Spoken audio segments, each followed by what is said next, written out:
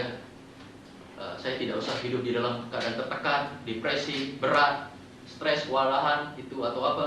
Oh, saya ambil semua berkat. Dan misalnya itu ada sesuatu yang mengecewakan saya, ya bagaimana itu? Saya datang pada Tuhan dan mohon Dia mengisi hati saya dengan sukacita dari Dia. Saya membaca di dalam kitab mengatakan bahwa sukacita kita, bersukacitalah di dalam Tuhan, ya kan? Dikatakan demikian dalam mana? Filipi, bersukacitalah di dalam Tuhan, bukan di dalam, ya. Maaf, kalau kekecewaan jelas tidak bisa bersukacita. Bukan di dalam itu keberhasilan atau apa, kesuksesan. Jadi orang Kristen jangan begini. Kalau kecewa sedih, kalau mengalami kekecewaan jadi sedih, atau kegagalan ya jadi kecewa dan sedih. Kalau mengalami keberhasilan, wah sukacita lompat-lompat. Kita bersukacita di dalam Tuhan. Setiap hari ada banyak hal yang bisa membuat saya murung, tapi saya tidak mau kehilangan. Saya tidak mau itu terkungkung oleh itu. Buat apa? Jikalau saya punya berkat limpah di surga, lebih baik saya ambil berkat itu dan tidak usah peduli kepada perkara-perkara yang membuat saya murung. Saya akan bilang, oh Tuhan, ya terima kasih, Engkau mengizinkan ini terjadi. Dan saya mengakui secara manusia saya bisa kecewa sekali dan saya bisa stres, tapi saya tidak mau terpengaruh oleh itu dan saya tidak mau dikalahkan oleh itu.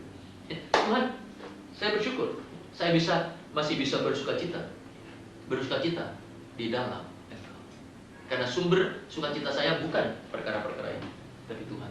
Walaupun itu bumi ambruk dan langit runtuh, kita masih tetap bisa bersukacita di dalam Tuhan. Nah, ini salah satu contoh dari berkat. Saya terima itu dengan, mari kita baca Habakuk ya. Soalnya dalam kehidupan kita sehari-hari, memang iblis selalu itu melontarkan banyak perkara yang hanya membuat saudara distress dan stres. Mengerti? Hanya membuat kita kecewa. Nah, itu peluru itu adalah anak-anak panah berapi dari iblis. Nah, kita padamkan itu dengan berkat-berkat dari Tuhan. Coba dalam Habakuk. Mana Habakuk? Sudahlah. Kita coba lihat Nabi Habakuk ya.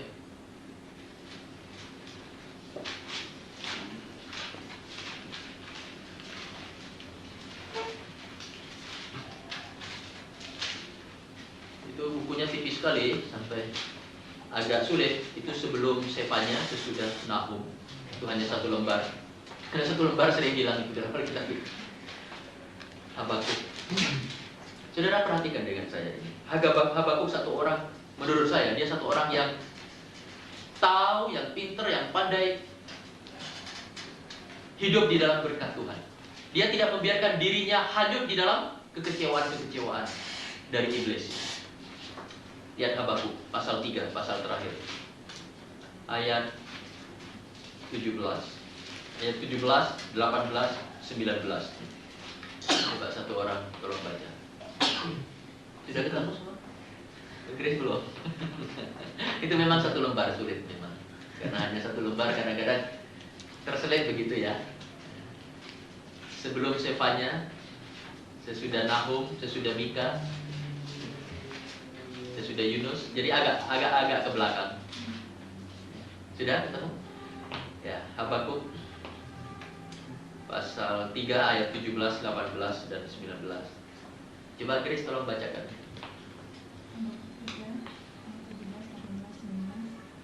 Sekalipun pohon ara tidak berbunga, pohon anggur tidak berbuah, hasil pohon zaitun mengecewakan. Sekalipun ladang-ladang tidak menghasilkan bahan makanan, kambing domba terhalau dari kurungan, dan tidak ada lembu sapi dalam kandang. Namun aku akan bersorak-sorak di dalam Tuhan, beria-ria di dalam Allah yang menyelamatkan aku.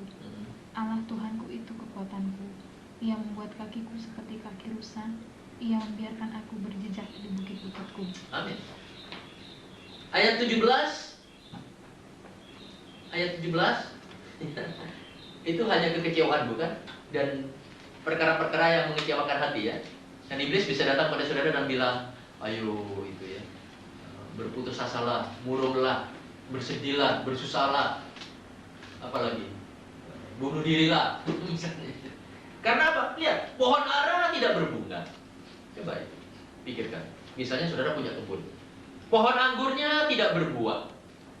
Mogok, ya kan? Tambek gitu.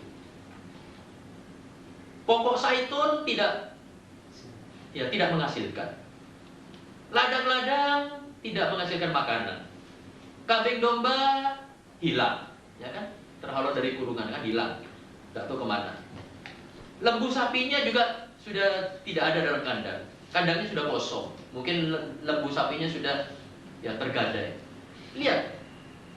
Semuanya ini kan cukup, lebih dari cukup untuk mematahkan hati kita, bukan? Misalnya kita dalam situasi macam begini. Tapi lihat itu ayat 18. Habakuk tidak membiarkan dirinya terhanyut di dalam perkara-perkara yang hanya membuat dia menjadi putus asa. Tapi lihat 18. Namun, saya sedang dengan kata namun. Apa maksudnya namun? Tetapi, maksudnya dia, boleh saja itu yang terjadi. Pohon ara, pohon anggur begini, zaitun begini, ladang begini, kambing domba begini, lembu sapi, kandangnya kosong. Ya, boleh saja itu semua terjadi. Namun, tetapi, maksudnya aku tidak akan terpengaruh dengan itu semuanya. Tetapi aku akan bersorak-sorak di dalam Tuhan. Bukan bersorak di dalam kegagalan itu ya, bukan. Wah, haleluya, puji Tuhan. Saudara-saudara, kemarin saya itu ditabrak mobil. Puji Tuhan, saudara-saudara. Kita tidak puji Tuhan haleluya karena ditabrak mobil, ya kan? Tetapi begini, walaupun kita ditabrak mobil, kita tetap bisa memuji Tuhan. Memuji namanya, bersukaria di dalam Dia, bukan di dalam tabrakan itu. Namun, tetapi aku akan bersorak-sorai di dalam Tuhan. Lihat. Kalau dia itu memandang hanya kepada masalah-masalah dalam ayat 17, dia pasti tidak bisa bersorak-sorai. Kenapa tidak? Tapi kenapa dia bisa bersorak-sorai? Karena dia mengarahkan matanya kepada Tuhan. Sumber berkat yang sejati. Lantas dia bilang apa lagi? Beria-ria di dalam Allah yang menyelamatkan aku. Nah, lihat ini. Memikirkan keselamatan saja itu berkat rohani yang terbesar. Dia bilang sudah cukup membuat dia beria-ria. Walaupun di sekeliling dia semuanya kelihatan mengecewakan. Tapi memikirkan berkat rohani yang namanya keselamatan aja, wah cukup untuk membuat dia beria-ria. Apalagi berkat-berkat rohani lainnya yang ada di dalam Tuhan, yang disediakan oleh Tuhan, membuat dia bersorak-sorai. Nah, lihat ini. Ini satu sikap Kristiani yang bagus sekali. Bagus sekali. Ayat 19, Habakuk memberikan alasannya. Dasar dari semua itu, dari sikap dia itu. Karena apa? Allah Tuhanku itu kekuatanku. Karena Allah Tuhanku itu kekuatanku.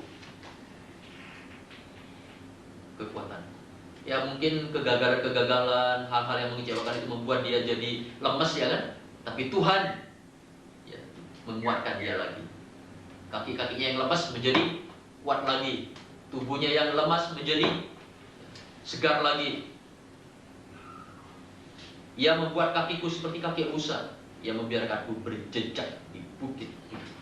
Berdiri lagi, melompat lagi dengan lincah. Ini orang Kristen. Tidak mau membiarkan dirinya itu tenggelam dan hanyut di dalam itu persoalan-persoalan yang di sekitar dia. Karena kita mempunyai berkat-berkat, segala berkat rohani dari surga. Yang lebih dari cukup untuk membuat kita, walaupun apa saja yang terjadi di sekitar kita, cukup membuat kita selalu bersukaria di dalam Tuhan. Oleh sebab itulah tadi saya menunjukkan. Coba belajarlah hidup di dalam berkat-berkat rohani dari surga itu. Saudara, inilah 33 perkara yang terjadi pada saat saudara percaya kepada Tuhan Yesus. Ini terjadi dalam hidup saudara. Entah saudara menyadari atau tidak menyadari, ke-33 perkara ini terjadi dalam hidup saudara pada saat saudara percaya kepada Tuhan Yesus. Puji Tuhan untuk jadi orang Kristen ya. Baru percaya, baru mendaftarkan diri untuk menjadi penghuni surga, sudah disodori berkat-berkat semacam ini. Ini belum bekerja apa-apa, hanya baru percaya aja sudah disodori bonus segala macam, bukan? Siapa bilang menjadi orang Kristen itu rugi? Jadi orang Kristen itu malahan paling untung. Karena segala berkat rohani yang Tuhan sediakan pada saat kita percaya kepada Tuhan Yesus.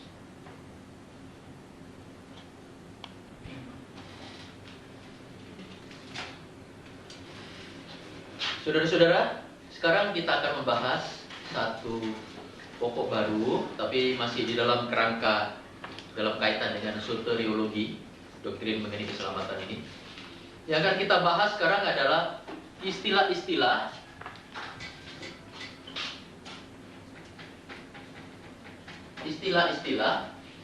yang berhubungan dengan keselamatan.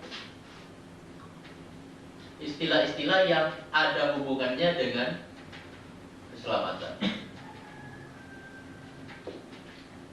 Istilah-istilah yang berkaitan dengan keselamatan. Maksudnya, bila kita menyebut istilah-istilah ini, pada umumnya istilah-istilah ini kaitannya, hubungannya, relevansinya itu dengan soal keselamatan.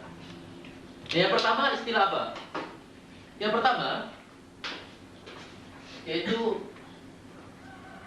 saya tulis bahasa Inggrisnya dulu, karena nanti ada istilah bahasa Inggris yang kalau diterjemahkan dalam bahasa Indonesia itu agak sulit ya. Jadi langsung bahasa Inggrisnya aja dulu, nanti diterangkan. Yang pertama adalah repentance. Ini dari kata to repent, bertobat. Jadi repentance maksudnya pertobatan. Ini biasanya diterjemahkan di dalam Alkitab bahasa Indonesia kita dengan kata pertobatan. Matius 4 ayat 17. Matius 4 ayat 17, sejak waktu itulah Yesus memberitakan, bertobatlah sebab kerajaan sorga sudah dekat. Nah, istilah di sini istilah yang kita namakan pertobatan. Bertobatlah, to repent. Kata bedanya pertobatan. Juga dalam Markus 6 ayat 12.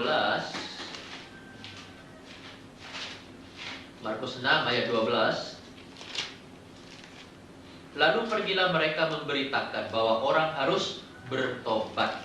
Di sini juga repentance, pertobatan. Kisah Rasul 2 ayat 38. Kisah Rasul 2 ayat 38. Jawab Petrus kepada mereka, bertobatlah dan hendaklah kamu masing-masing memberi dirimu dibaptis dalam nama Yesus Kristus untuk pengampunan dosamu. Nah, ayat di sini juga kata bertobatlah maksudnya repentance. Kisah Rasul 20 ayat 21. Kisah Rasul 20 ayat 21. Di sini juga mengenai repentance, mengenai pertobatan. Aku senantiasa bersaksi kepada orang-orang Yahudi dan orang-orang Yunani supaya mereka bertobat kepada Allah dan percaya kepada Tuhan kita Yesus Kristus. Kisah Rasul 17 misalnya juga itu kelibatan tadi. Kisah Rasul 17 ayat 30 dan 31. 30 dan 31. Dengan tidak memandang lagi zaman kebodohan, maka sekarang Allah memberitakan kepada manusia bahwa di mana-mana semua mereka harus bertobat. Nah, ini repentance. 31. Karena ia telah menetapkan suatu hari pada waktu mana ia dengan adil akan menghukum dunia, akan menghakimi dunia oleh seorang yang telah ditentukannya, sesudah ia memberikan kepada semua orang suatu bukti tentang hal itu dengan membangkitkan dia dari antara orang mati.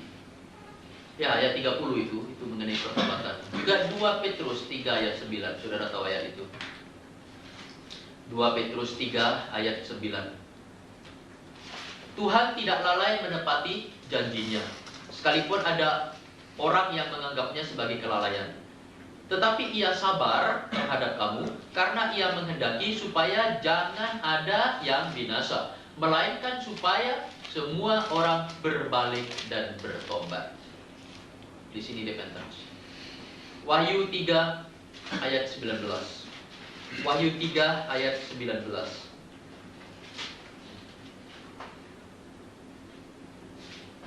siapa kukasihi, ia kutegur dan kuhajar. Sebab itu, relakanlah hatimu dan bertobatlah. Ya. Mari kita bahas sedikit mengenai istilah pertobatan ini. Pertobatan ini, walaupun istilah ini memang ada kaitannya dengan keselamatan dan sangat erat kaitannya dengan keselamatan, tapi kata pertobatan di sini berlaku baik untuk orang berdosa, sinners, orang-orang berdosa, maupun berlaku untuk saints.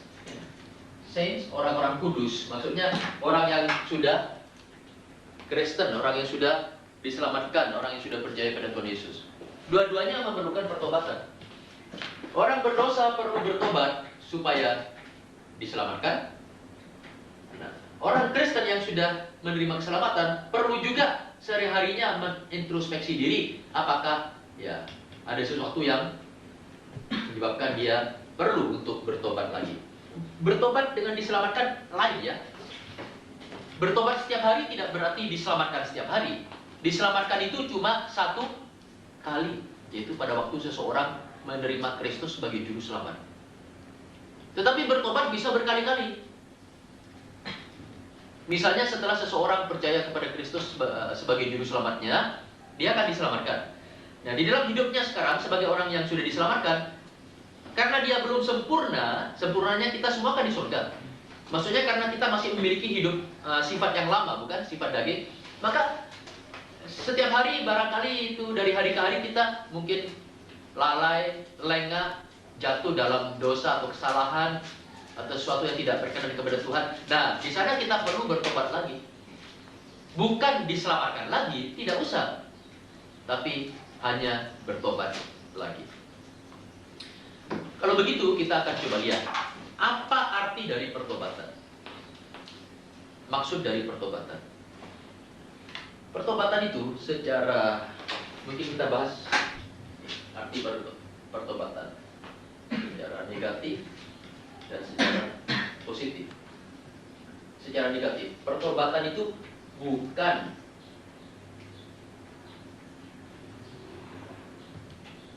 reformasi, bukan pembaharuan,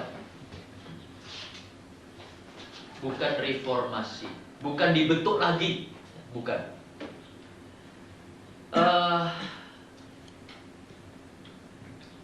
Kalau reformasi, mungkin sesuatu yang kelihatan dari luar. Misalnya reformasi itu begini, saya punya mobil tua, ya. Misalnya saya punya mobil tua tahun 48, Chevrolet keluaran tahun 48. Wah, mesinnya sudah bobrok, suka mogok, catnya sudah rusak, sudah buram, bodinya sudah berkarat, penyok-penyok. Nah, bagaimana ini caranya? Saya ingin supaya mobil saya kelihatan bagus. Nah, saya bawa ke bengkel, bodinya yang penyok-penyok diketok supaya bagus lagi. Terus catnya dikerok, diganti dicat yang baru, diganti cat yang baru. Begitu itu semua selesai, joknya, tempat duduknya diganti kain yang baru juga. Wah, kelihatan seperti mobil baru, bukan? Seperti mobil baru. Itu namanya pembaharuan, itu namanya reformasi. Tetapi begitu mobil yang karena cat baru, bodi baru, jok baru, kelihatan seperti baru itu lantas mulai di starter dan dijalankan, baru ketahuan kalau ternyata itu sebetulnya masih tetap mobil yang lama. Karena begitu di starter dan dijalankan, ketahuan mesinnya masih mogok-mogokan terus. Nah, itu reformasi. Itu cuma coba membaharui di luar, tapi di dalam tidak. Reformasi. Pertobatan bukan reformasi. Bukan hanya ya coba kasih baju baru, ya, tapi isinya masih tetap yang lama, bukan itu. Pertobatan itu sesuatu yang terjadi di dalam. Satu perubahan di dalam, itu pertobatan. Ya, sebentar, kita coba lihat bagian negatif dulu. Pertama, bukan reformasi. Kedua, pertobatan itu bukan cuma menyesal. Bukan hanya menyesal. Jangan lupa ini. Bukan hanya menyesal. 2 Korintus 7 ayat 9 sampai 10. 2 Korintus 7 ayat 9 sampai 10.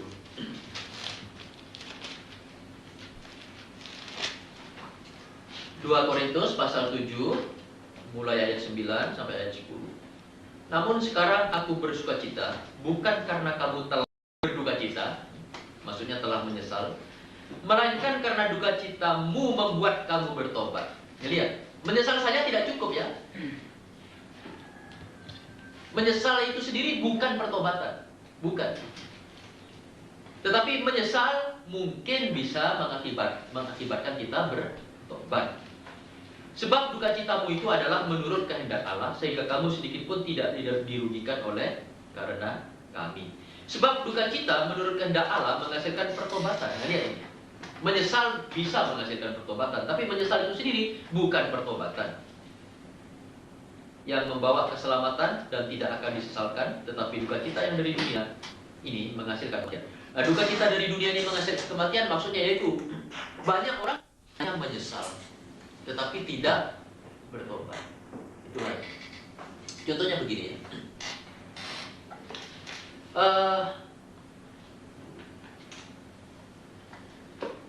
Dulu waktu saya masih ada di Pulau Madura, saya dengan beberapa teman-teman lain, jadi kami sering melayani kebaktian-kebaktian di penjara. Ada penjara di kota Pamekasan. Saya kira ada 1 atau 2 penjara itu.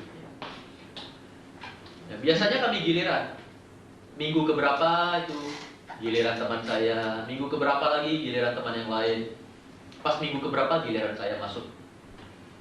Bukan masuk penjara, tapi masuk ke dalam gedung penjara untuk melayani kebaktian di sana. Dan biasanya cukup banyak yang hadir. Saya masih ingat itu. Beberapa sungguh-sungguh bertobat. Saya bisa menyebut beberapa nama ya. Kemudian beberapa, paling sedikit ada 1-2 sekarang melayani Tuhan itu. Saya sangat senang itu sebetulnya dengan hasilnya. Dan cukup banyak juga yang bertobat, yang sungguh diselamatkan, sungguh dilahirkan baru, sungguh yang mengenal Tuhan Yesus. Tapi satu hari,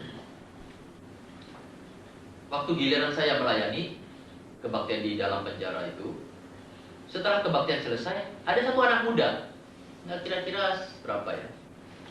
Ya seperti Pak Yuli begini, masih muda ya. Dia itu sedih sekali, seperti sedih sekali duduk di kebaktian itu. Walaupun yang lain sudah bubar, dia tidak mau pergi.